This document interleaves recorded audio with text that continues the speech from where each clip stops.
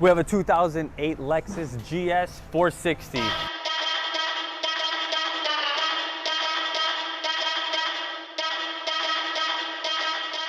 4.6 liter motor, V8, about 42 horsepower, something like that. Let's take a look underneath. Came in, got a straight pipe. The cats are still on. We took off the resonators and we took off the rear mufflers. We have geo-spraying it down. This is where the resonator was, right here. Replaced with some pipe. Took out the two mufflers in the back, right here and here. Replaced those with pipe, and we wanted stock tips. Maybe in the future we'll come back and get some tips. You could always do that later. This car's pretty clean for a 2008. I don't know if it'll get too loud. This is actually one of the first ones we did. Let's bring it down and fire her up.